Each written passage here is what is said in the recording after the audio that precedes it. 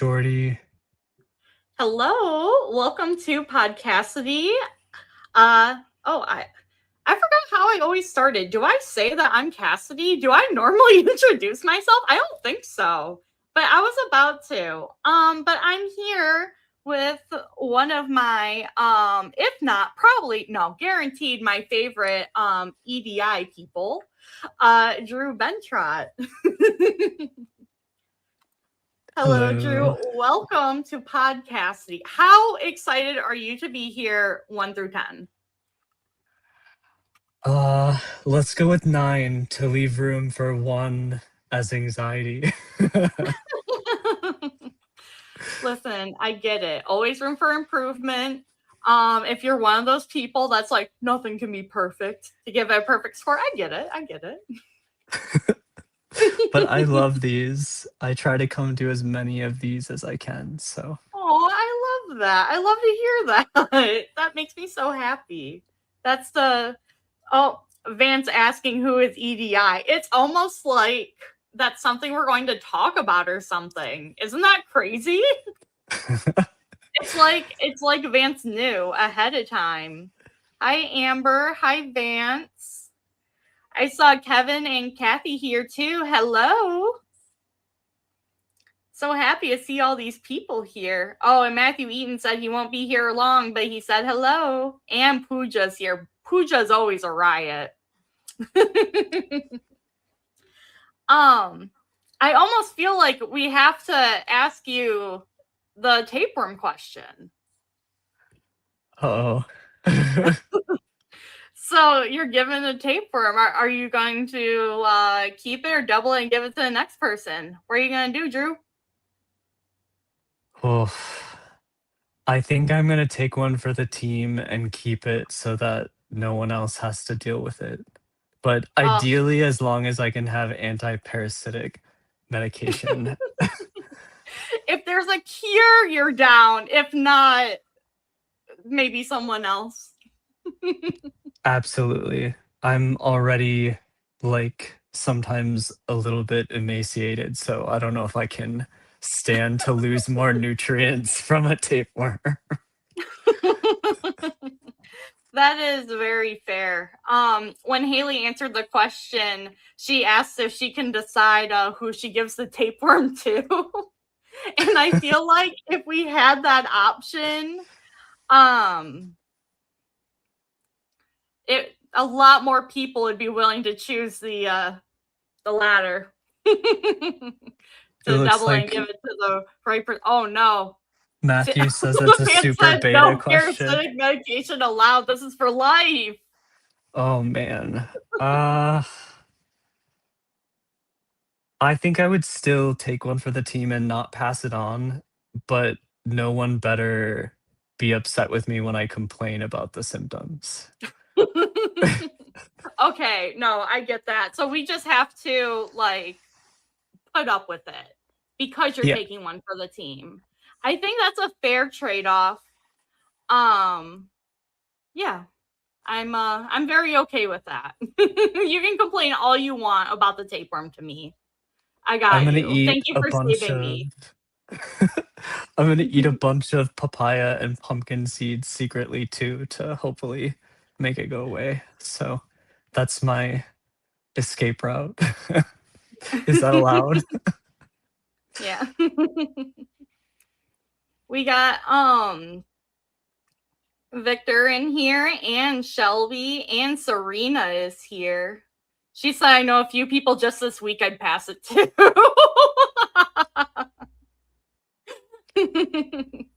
That's fair. And Jordy's here, of course. Very happy to have Jordy here. Well, I think it's time we answer the question, Drew. What is EDI? Can you explain it to us? Because I never heard of it before you mentioned it to me. Yeah, it sounds like everybody's like, who's EDI? We don't know her. And that totally makes sense. Who Um, is she? well, EDI is electronic data interchange, and it is the form of communication that a lot of trading partners use in supply chain. So, like, if you're a supplier who wants to work with Chewy or Target or Kroger, what have you, Walmart, even, um, they all use an electronic format of submitting and receiving documents like purchase orders and Mhm. ship notices and invoices. So, um, and I was just like you, I had no idea what EDI was. When was it? 5 years ago.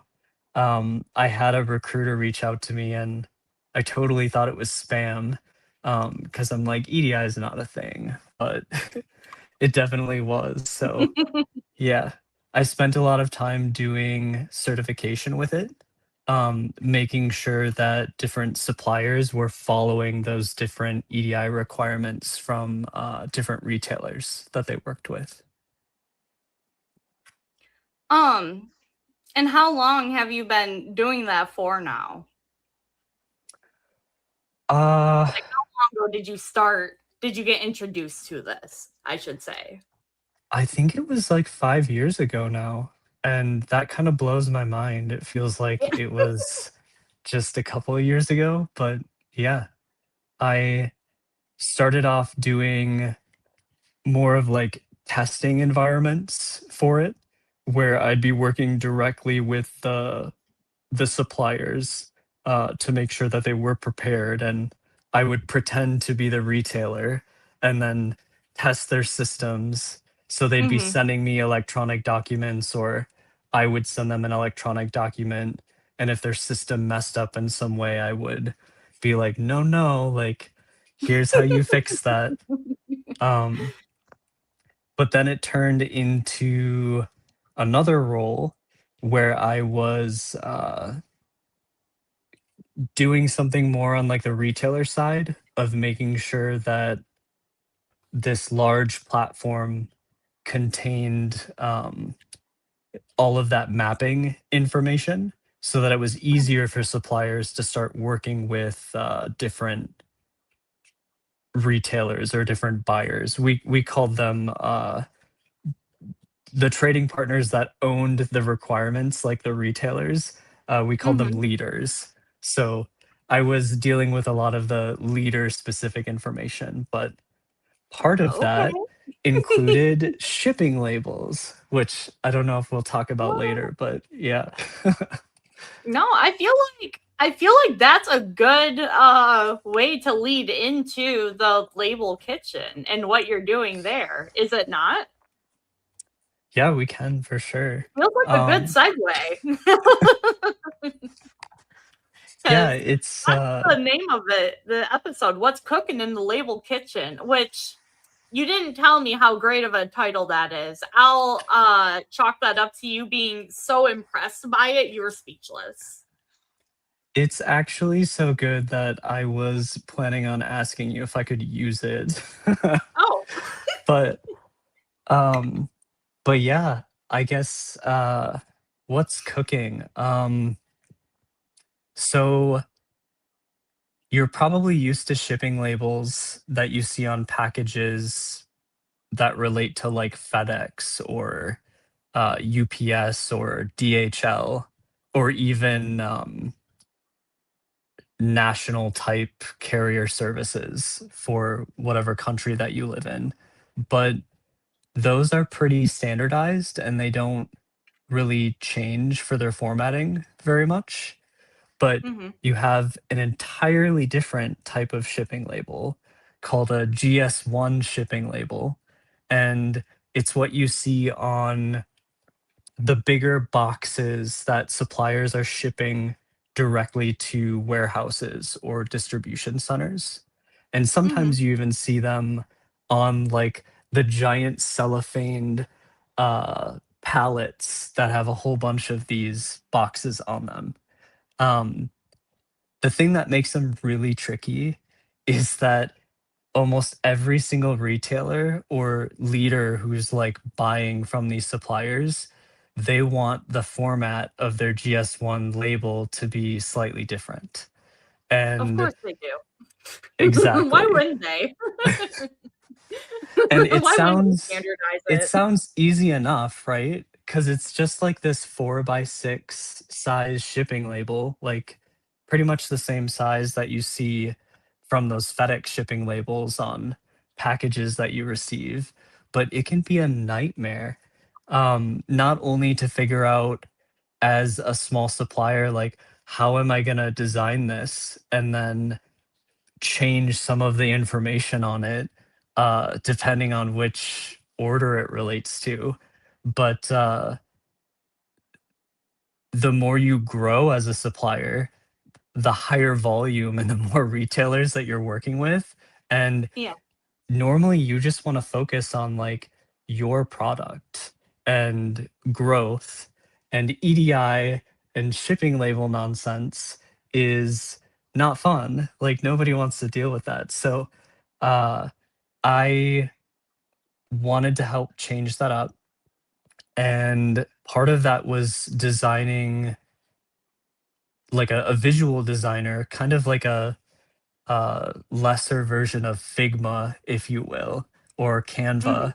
And instead of worrying about like zebra programming language and other ways of mapping data to your labels, you can just build it visually.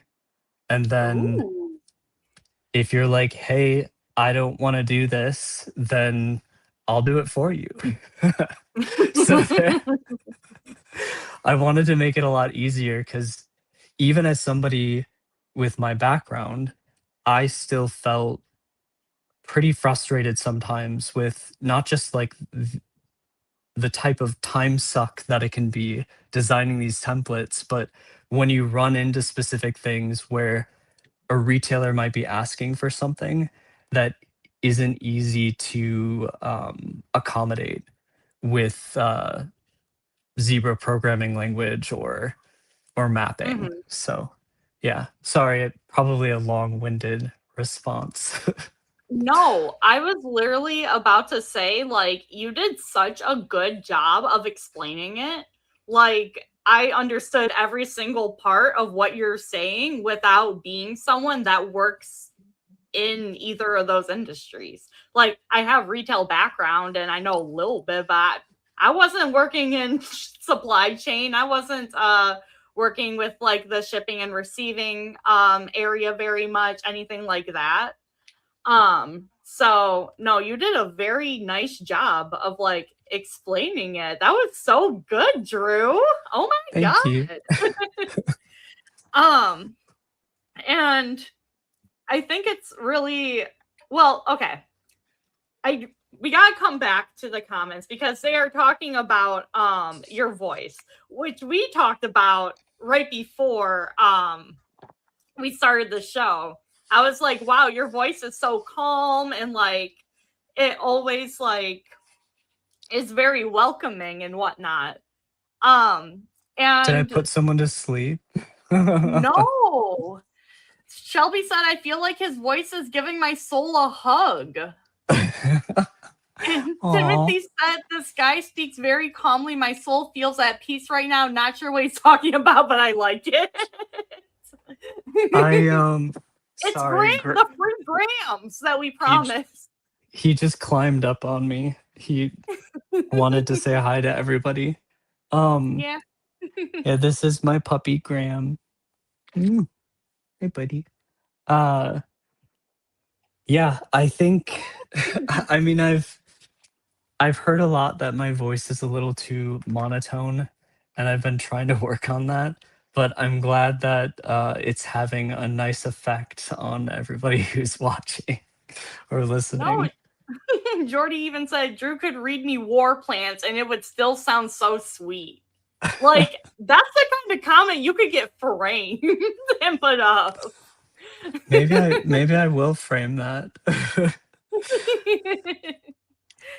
um, and then Pooja was also asking about your hair routine. It was like your hair looks so nice and say you look like a yoga guru.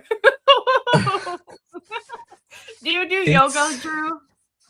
no, I wish. I dated So you're somebody a who was a poser. yogi at one point, but I never I never got into it as much as I wanted to. Thank you. yeah. That's very nice of you. It I'm surprised that it is complying right now. Um, I feel like the type of fine hair that I have is either randomly like super greasy looking from product where I just used a little too much, or it's like static land everywhere. Yeah. So I appreciate it. I'm having a good hair day just in time for this podcast episode, I guess. Literally every time that I have seen you on camera, you have had good hair. During Yappy Hour, during our coffee chat, like your hair has always looked perfect.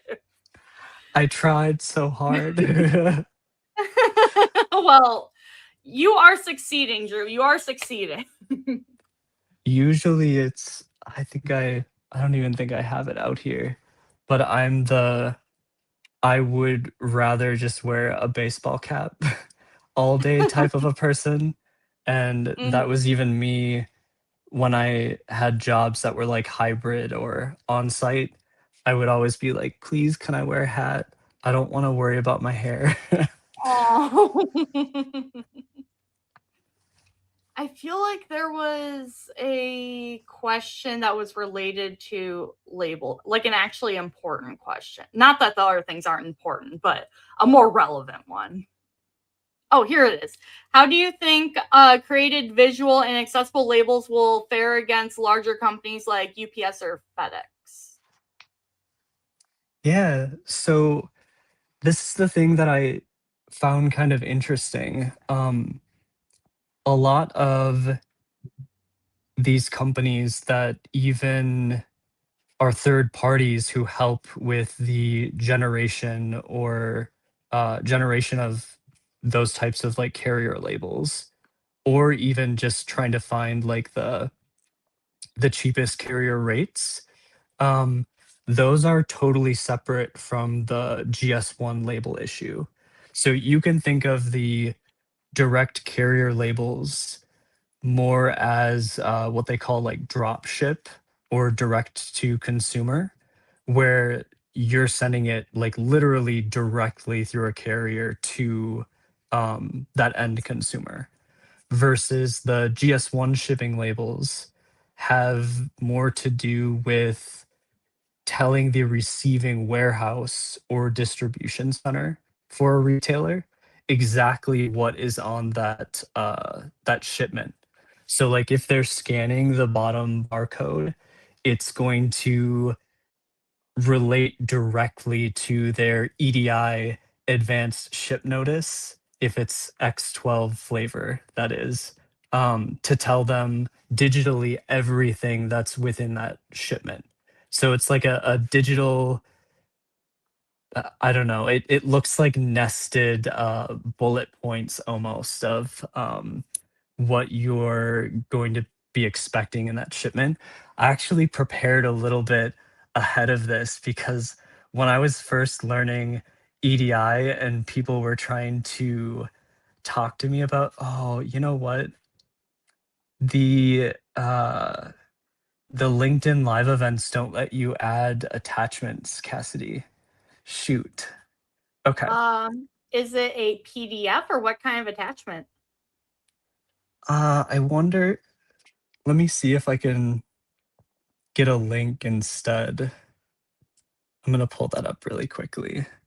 Send me the file and I can add it on my end to the screen.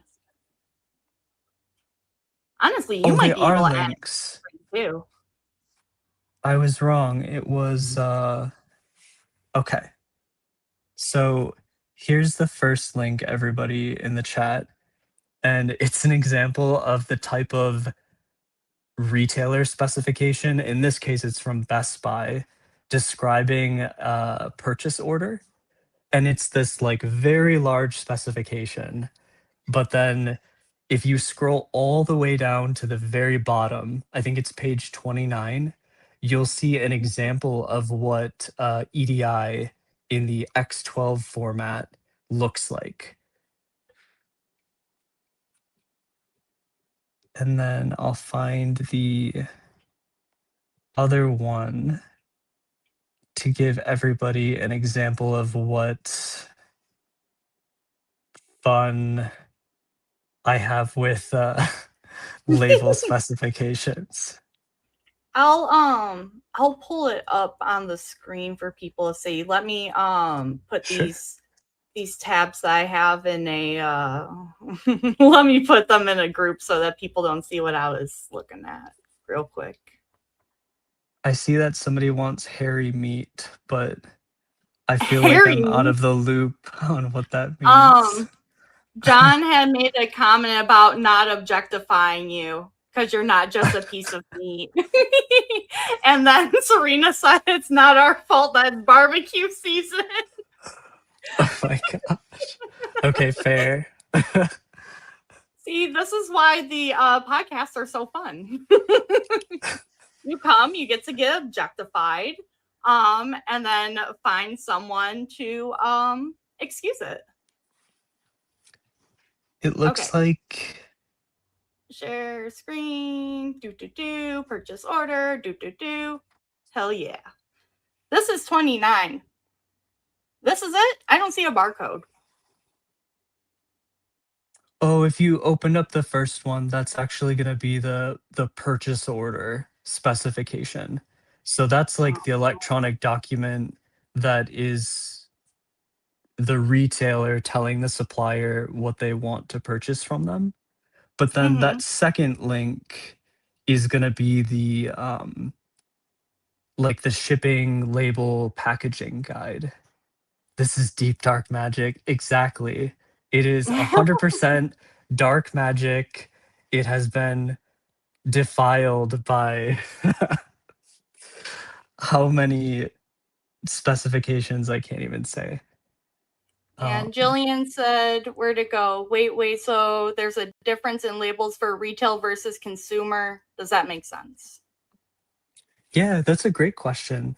Um, so when you think of, like, let's say that you order something online through Target as an example, and you are ordering it online in the sense that maybe it's something that they don't carry in store, but it's still available through their app or their website, and you want them to ship that to you directly.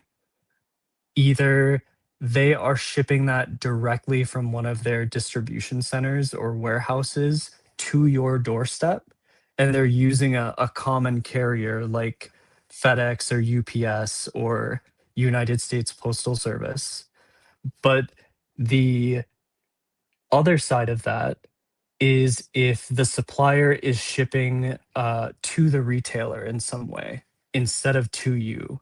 So maybe Target, as an example again, is saying, hey, supplier, we would like to buy more of this from you if you have it in inventory, but it's for us specifically.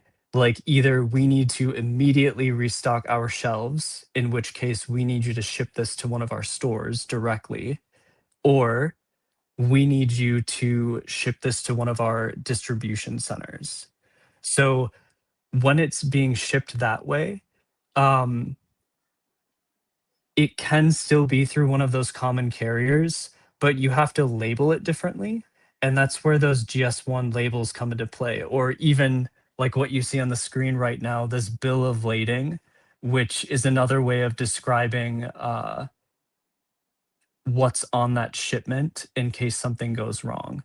So there are different logistics documents, um, the GS1 label being one of the biggest, but you probably won't ever see that unless it's accidentally still on one of the boxes that you receive because their distribution center forgot to like pull it off or forgot to like repackage it somehow.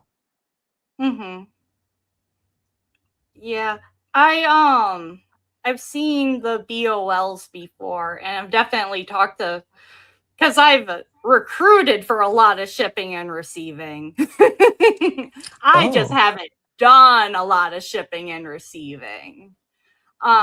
A lot of my work has been in manufacturing, so I'm understanding.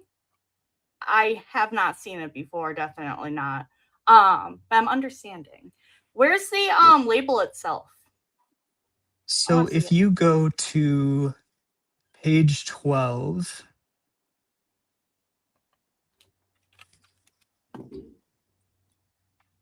you'll see under that, I guess there's like that cluster of three. The top Mm-hmm. right label example is a pretty good example of what a GS1 label looks like, where the top two zones you have the ship from address.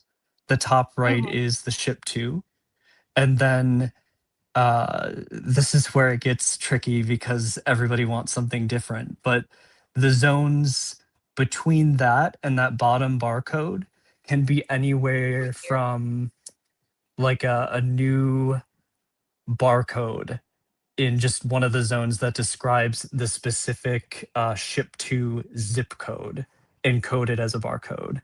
And then maybe you include like the bill of lading number, the total Mm-hmm. quantity, and then maybe some identifiers of like, hey, are we looking at, is this just talking about a pallet or is this talking about like an individual box on the pallet? Okay. Yeah, I've absolutely seen these before. As soon as we saw it.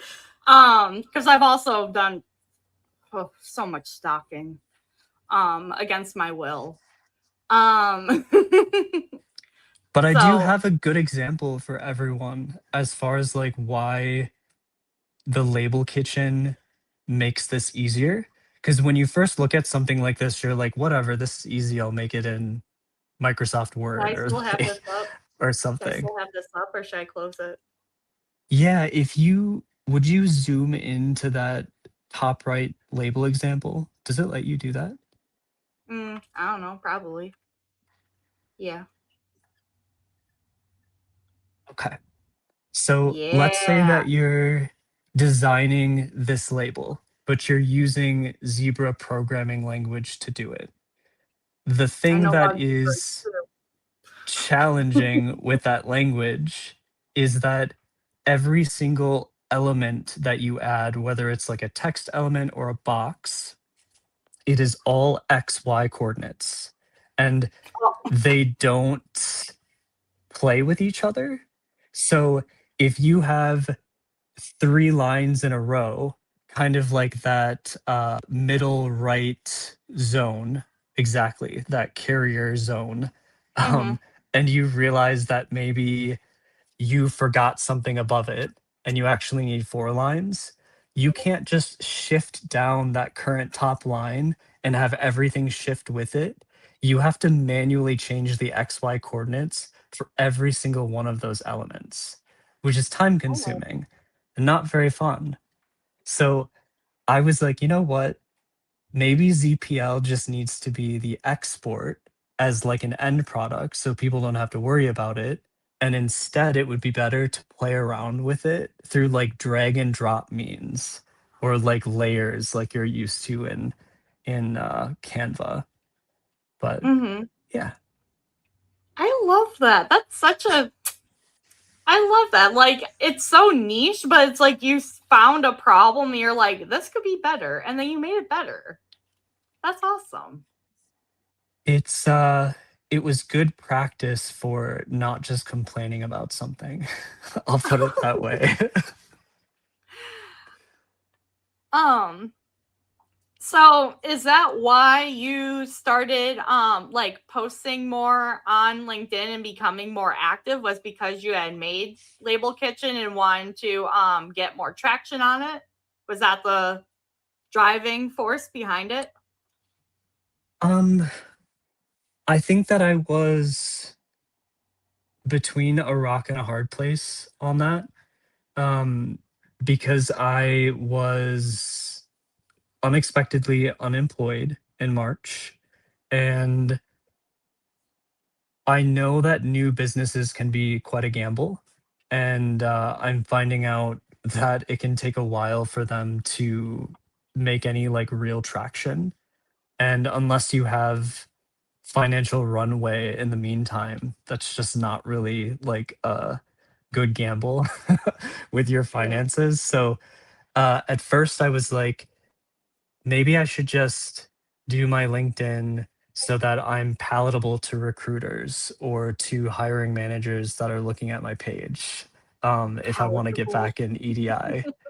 And then I kept going back and forth between like making it look too much like I only do the label kitchen versus not enough about it. And um, after a while, I chatted with enough people that they were like, just make most of it about the label kitchen, but talk about other things that still make you marketable if it fails. And I'm like, okay, I feel okay with that. Mm-hmm. But yeah, so I to answer your question, I came to LinkedIn mostly because I was like, oh no, I need a job again. But then it slowly has shifted into, well, what if I make this more about the label kitchen and see where that goes? And then I met you and started joining some of your podcast episodes, and I was like, there's really cool people here. And it's not just people like peacocking. Like there are real people who are like real life about their professional experiences. So I hope that answers your question. It does. It does. I'm Man, and I even said in the post, you're like the blueprint for anyone that wants to like start engaging or like wants to do more on LinkedIn but doesn't really know how to.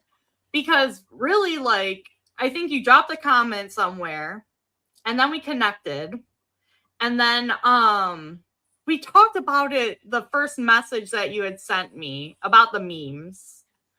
Um, and then just through DMs and then continuing with the comments and then the fact that you were just attending events and becoming like active. Like it's so beautiful to see someone go from being like so shy and in their shell to becoming like a part of a community.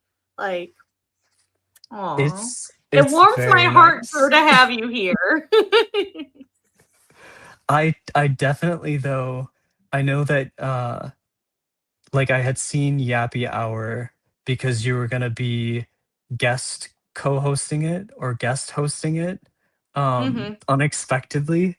And I Yeah. was like, should I join this? Like, is this for anybody? Um, and I'm glad I did, but I am so nervous with things like that usually. I think we talked about it, but I was like, I hope I don't throw up like on this call with all of these people. Right, all these people that you don't know, have never talked to before, just a bunch of random people. I get it. I really do.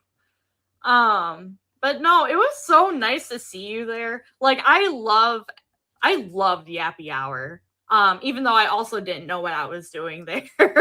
It was very much like, "Hi Cassidy, will you do this?" And I said, "Absolutely, I'll do this. I don't know what I'm doing, but I'm here for it." And it So, worked out. It was great. yeah. Scott said you look like Nice Pool. So like N- Deadpool, but nice. Instead of yeah, I'll take that.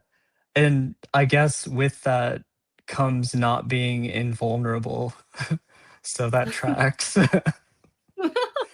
And then Kevin said, I hope I don't throw up. Drew is my spirit animal. The people resonate with you, Drew. They understand you.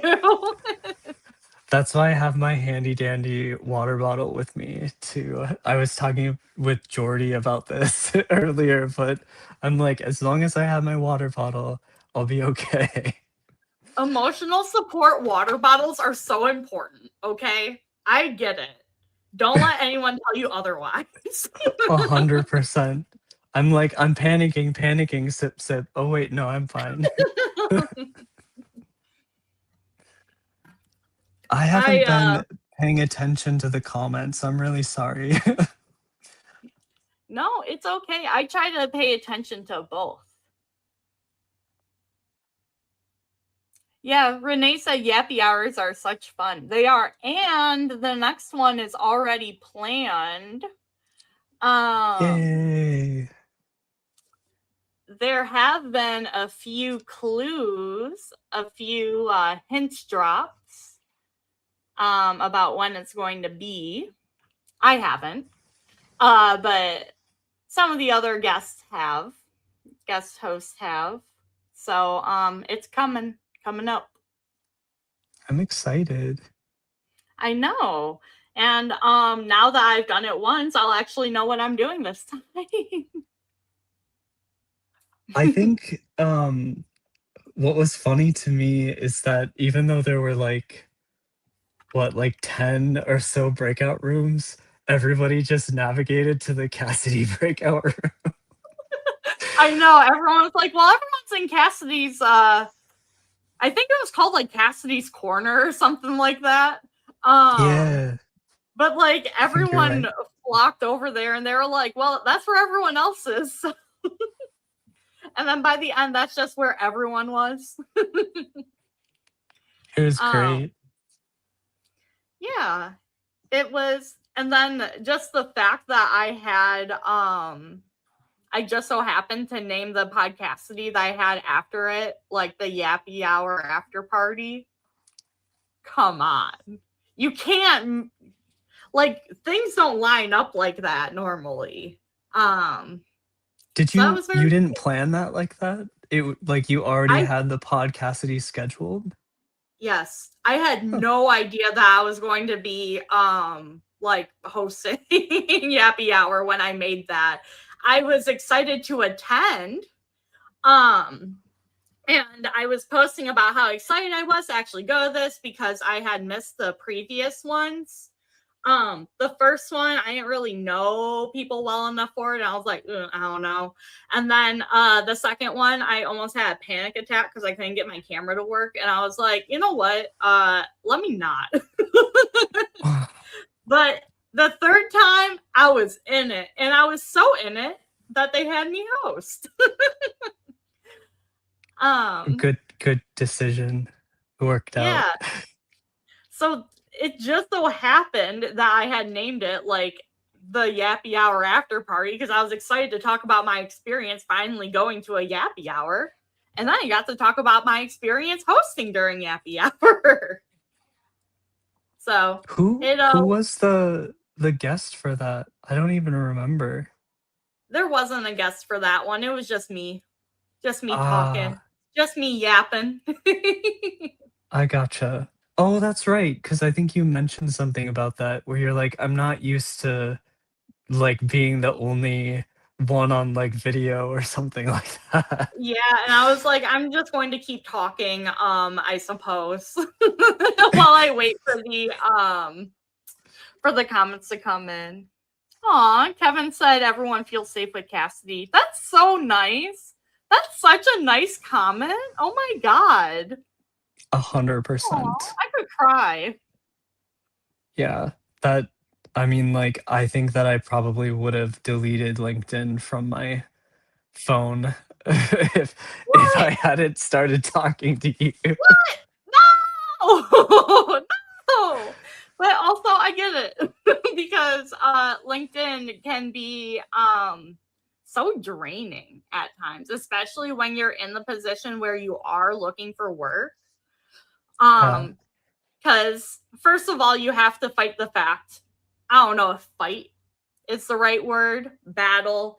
You're conflicted with the fact that other people are getting jobs and having these celebratory moments, and you want to be happy for them, and you are happy for them. But at the same time, that feeling of when will it finally be me?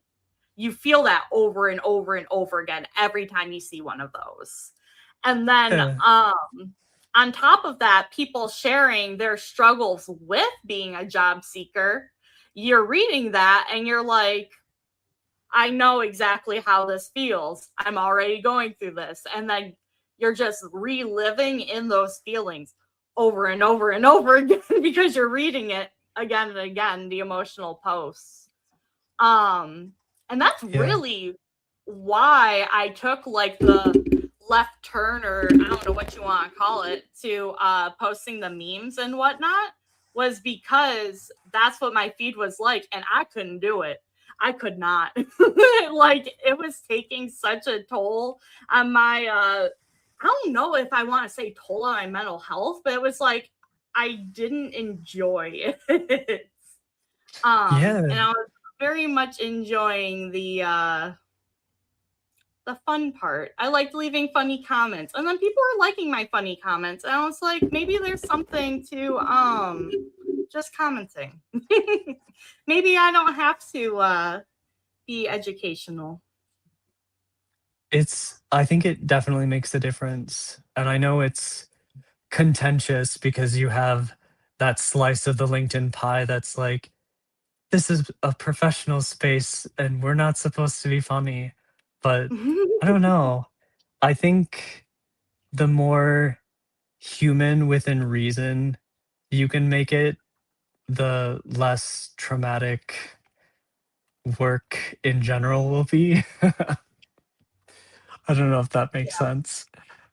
No, absolutely. And no, 1000%. And not to toot my own horn, but that is one of the reasons why I am like such a good recruiter in manufacturing and skilled trades, because these are the people that need someone to be blunt and straightforward and real with them. And that's all I know. I don't know how to I don't know. Maybe it's not even I don't know how to like navigate like the super professional space. I just don't want to. Like, it's not my Yeah. style.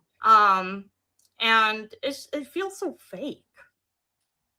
I Yeah, can't I do it. see what Fatima is saying. The baby boomers just like millennials and Gen Z's taking over this app.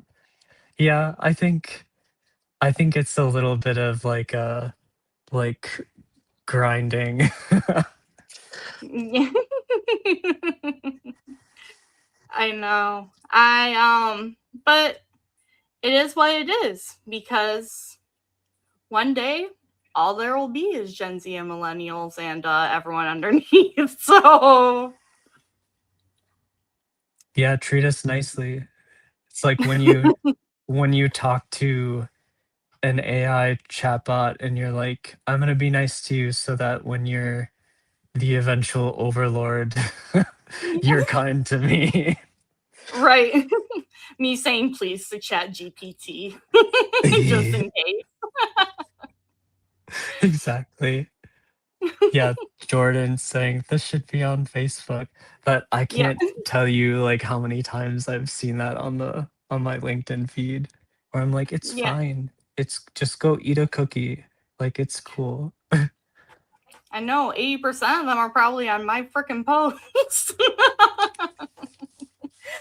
um, but it honestly, there's something really fun about messing with them. I gotta admit it. Like, people will be like, why is this on LinkedIn? Because I posted it on LinkedIn. Duh. Um ask a better question. So I like seeing them come out of their shell in appropriate ways. I'll put it that way. Cause I yeah. I feel like the same people who are liable to comment that way are also the same person sliding into a DM and like saying something really inappropriate. So, No, for real. but Oh when my it's god. not that, I love when people feel, I don't know, like more at ease and they can be themselves and take off the uncomfy shoes, so to speak. Hell yeah. My feed is barefoot. we are We got our dogs out, baby.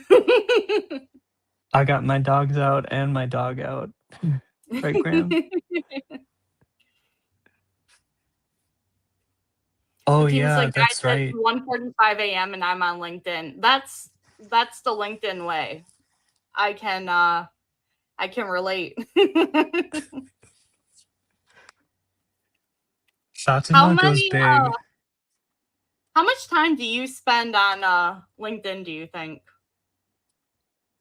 Um, Enough that I had a talk with myself yesterday about it, actually. Uh, you know that it's a problem when you really want to watch like a new series on Netflix or a new movie or something, and then you're watching it, and all of a sudden you're on LinkedIn, and you're like, I when did I open my phone and open up LinkedIn? Like, why am I responding to this comment? I'm supposed to be watching this movie. So, true story. And I definitely turned my phone off and I was like, okay, that's enough. Like, either you watch this show or you go to bed. I I know that when I am working on when I'm working on LinkedIn stuff, or like I'm going to have my focus split like that, I already tell my husband, because as it is, I don't really watch TV on my own. Like every time I watch TV, it's with him. But if I want to like do something, because I can only sit there and watch something for so long before I'm like, I'm so antsy, I gotta do something right now. Um, Yeah. I guess I'm but preaching to the choir because you don't, I think I've heard that you're not a movie person, right? nope, Yeah. nope. I'm not. I just it's the fact that I don't want to say lose 2 hours, because people really value the entertainment you get out of movies, and I don't want to take away from that. Um, However, I feel I am losing 2 hours when I watch a movie that I could be doing other things that I enjoy or could be productive, like to make something, like have an end result of that time. Um, yeah. That That's makes really what it sense. is. Somebody takes you to a movie and you're like, I could have been on LinkedIn. No. Exactly. Exactly. I'm pretty good when my husband and I go out about leaving my phone put away. But as soon as we're in the car, yeah, I'm checking my notifications. I'm seeing what I missed during that hour and a half. Well, and you probably get so many, especially on this platform, that I don't blame you. Like, if I wasn't regularly trying to get to notification, like inbox zero, I think that would be a deluge. Uh, my notifications never hit zero. Which, don't get me wrong, it is very, very heartwarming that people engage and like my content that much, that I get notified that much. I'm so thankful for that, because I remember for so long being like, damn, I wish I had notification or something. Like, this sucks. So I remember like the opposite feeling. But I was just telling you this the other day that I sometimes will miss certain notifications because of it. Like especially ones if people like mention me in a post or something. And then sometimes I think because I get so many, some get like missed and not pushed to me, like to my notifications. So then I won't see it until like a day later when someone else likes it and I get a notification that they liked it. I'm like, someone posted this? I didn't even see it. I didn't even see the notification. Yeah. Um, so if you ever, this is a general for everyone. If you ever tag me in something and I don't respond to it, DM me. I promise it's not on purpose. I promise. Or just Um, like sub comment on your comment and be like, Cassidy. yeah. I mean, that also would work. Twitchy games. Make it make sense. Pick a lane, Cassidy. No, never. Kevin said All Cassidy and lanes Vince at took up once. 85% of my feed. That makes sense. Yeah, but that's a good thing because otherwise you'd probably delete the LinkedIn app like I almost did. Yeah. Yeah, I don't know. There's still sometimes, even now that I think about it, I'm like, I'm spending too much time on this. But Yeah. But it's better yeah. than like doom scrolling on Instagram. I was just talking with Jordy about that earlier, and I'm like, I would much rather be on here, I think, than just scrolling and scrolling and scrolling and I don't know, depleting my dopamine in other ways. I feel like my Instagram feed isn't as strong as my LinkedIn. Well, like I don't get as much enjoyment out of it.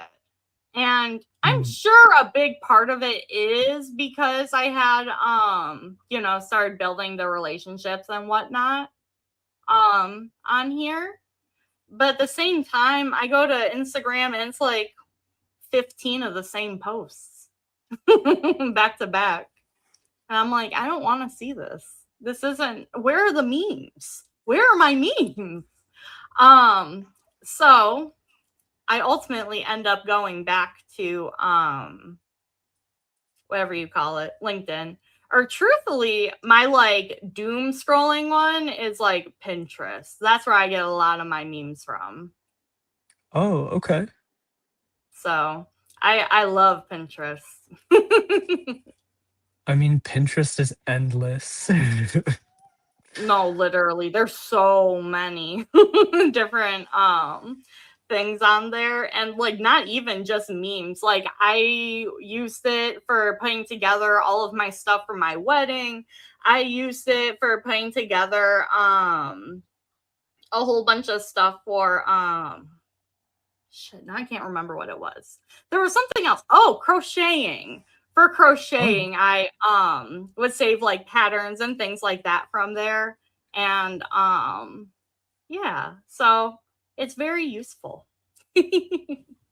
I love that you can save to different buckets for lack of whatever word they have for it, like what you can do on Instagram. Because I think I used Pinterest a couple of years ago when I wasn't sure what paint color to use for a room, and I just Mhm. was on there for like 5 hours every day scrolling endlessly through different paint options Yeah. and saving them all.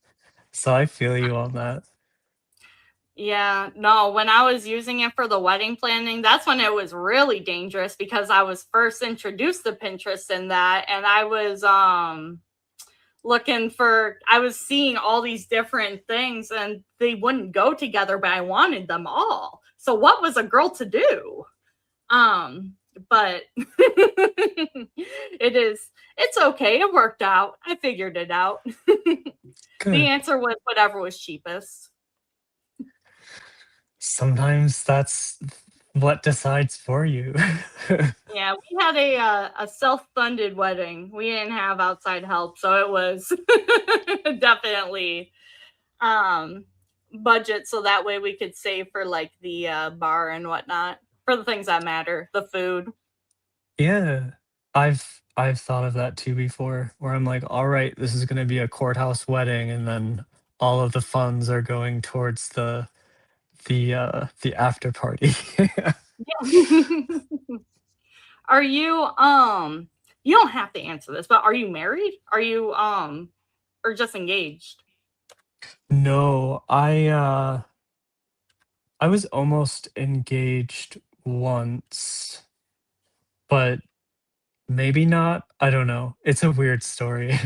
This I was get you. like, how many years was this? Oh my gosh. I think this was like 10 years ago. That makes me feel weird to say that out loud, but yeah, like almost 10 years ago, I met somebody who I definitely thought was gonna be like all right, we're gonna get married. And we had Mm. talked about it a couple of times, but no. My special guy is Grammars, and he he takes Grammar. precedent. Grammars. I love that. That's so good. Is Graham Natalie says, yeah, Drew, what's your stats? Like your status? I yeah, I'm sorry if that was a intrusive question. It felt I wanted to know. Um No, I actually get asked that a lot because one of my favorite movies is called The Fountain, and it has Hugh Jackman in it and a couple of other like really great actors. And it's about how he loses his spouse to cancer, but because he's so obsessed with finding a cure, he doesn't spend as much time as he could with her while she was still alive. And mm, her parting gift is this unfinished book that she was writing. And along with it is this fountain ink quill, and she's like, "You have to finish writing it." And he's like, "No, neener, neener." And so when she does pass and he does have that fountain uh, quill, he like loses his ring as well when he's like scrubbing up for surgery. And so he angrily like tattoos the ring where the shadow of it was onto his finger. So in my one of my bipolar manic states back in the day, I loved that movie so much that I actually got a tattoo of it, which didn't go very well because ring tattoos tend to fall out, which I figured out later. So I get asked that a lot. They'll be like, "Oh, who are you married to?" Or like, "When did you get married?" And I'll be like, "What?" And they're like, "Your oh, ring." And so I'm they like, see it. "Oh, no, that's unrelated." It's because I really like this movie, even though you say you also don't like movies. Yeah, and then they're I like, "Okay, you're a weird person," and I'm like, "Yep." you know it. What Finger else is guns new? or We're what. all weird. Come on. And Me? that's how I got to Weird LinkedIn, I guess. Yeah. I know. We welcome you with open arms. It Thank you. was anyone that wants to be a part of LinkedIn is just a weird LinkedIn just is already a part of it. Because you're weird for wanting to be a part of it. You're weird for being on this site. It's Mickey. Yeah, she's waving Oh, hi to everyone. Now she can have her freeze dried minnow, her payment for letting me use her for content. The collateral little damage. crunches. I don't know if I've seen that. I want to say I Freeze dried have. minnows. Oh, no, Natalie was saying that I might like collateral damage. I'm thinking she means it's a movie, but I feel Mm, like it's been so long since I've seen a movie that sounded like it had that name. yeah. Right. Yeah. Well, one of the reasons I must admit that I wanted you to come on to the show, Drew, is because I think you are really, really cool. And I don't think enough people are recognizing that. Bye.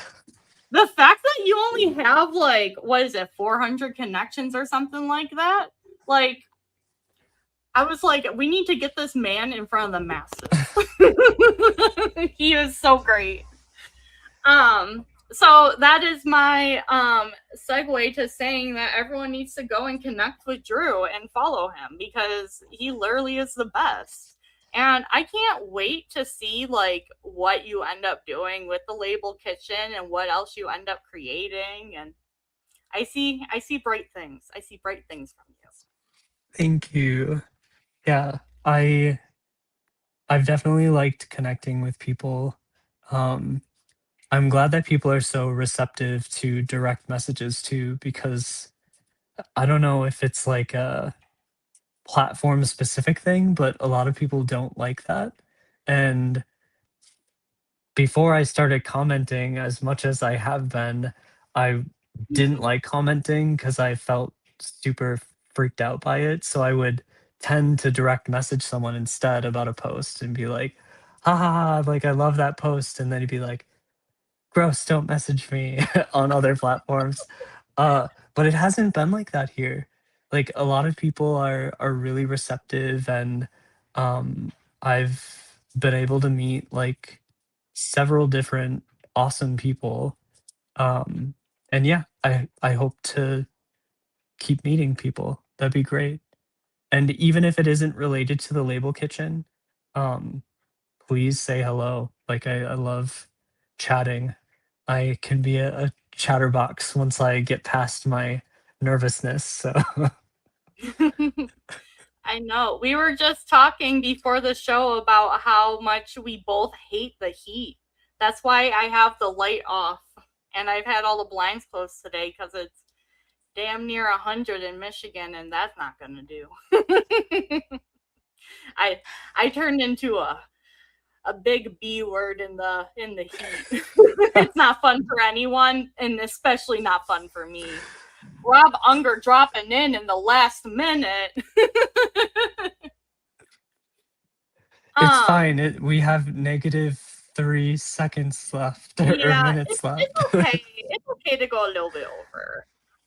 Because I want to mention the fact that all these nice comments people are leaving about you too, saying you have wonderful vibes. Jared said that. And then Natalie said, Drew, I think you're cool and I'm really important. And that's true.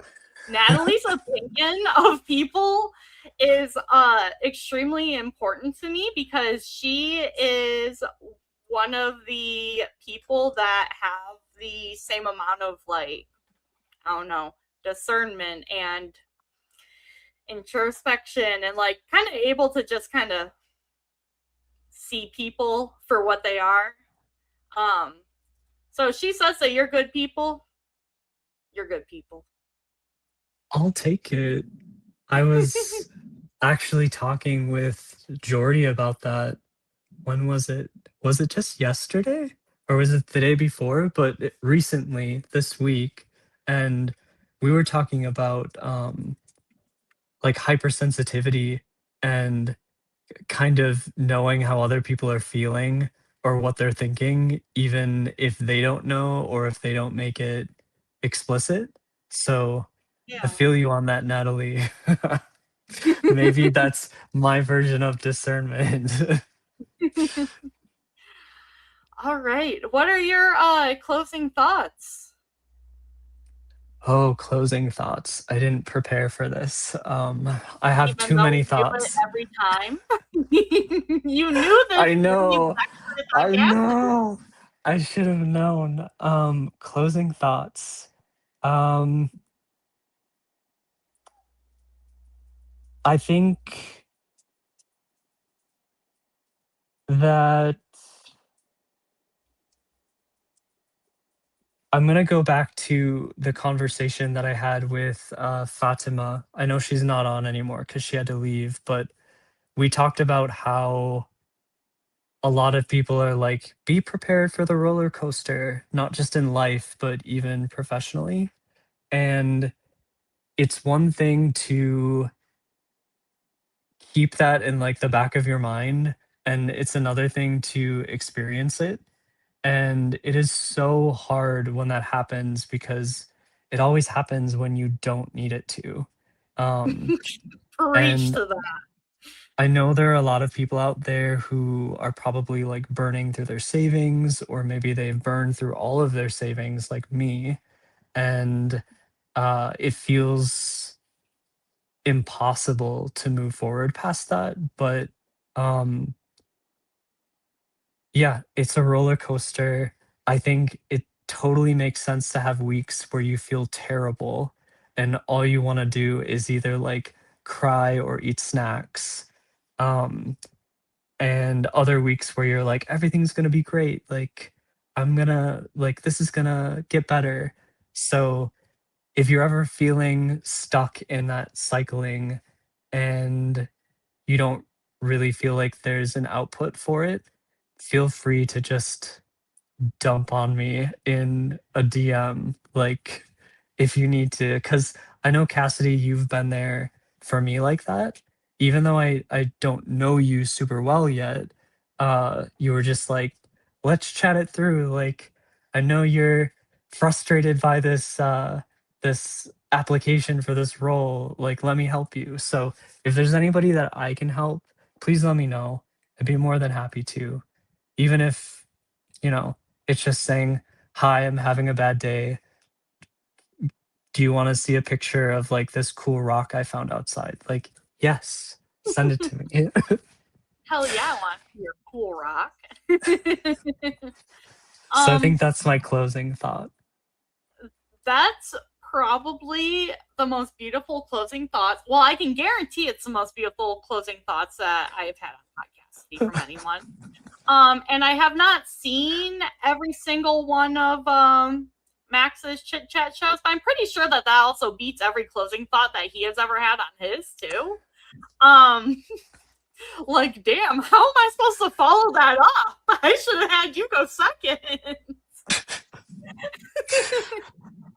I'll need to start watching some of Max's stuff too. I know I had, you know, clicked, like, the, "I want to attend" button for one of them, and then I didn't see the notification for when it was happening and didn't plan well enough for it, so I missed it.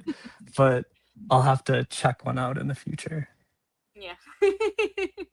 Ooh, Jordan has fossils. Oh Yeah, I my would god, love to see Jordan those. has That's awesome. so many fossils. Like, room, I think it's like a room and a half or something. There was one day on Discord where she was showing them all.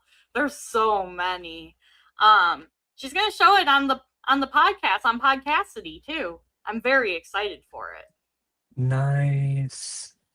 Yes, it. I'm excited. Yeah, Natalie said, "Word, Drew wins. Just say bye." And Rob said, "Stop shouting Max out." I wasn't trying to. Drew was the one that said he had to watch his show. It's my fault. I'll take it. I'll take the beating. But yeah, thank you for coming onto the show, Drew. I really appreciate it. I know this was a new experience and probably slightly scary. So I do appreciate you doing it. Thank you for everyone to come and comment. This was a really good episode. We had lots of good comments. We had a great conversation. Feel good about it. Um, the next Podcassidy will be on Friday at 8 p.m. Eastern. And then, yeah, I will see you all then. Thank you. Have a good night. Nice. All right. Bye.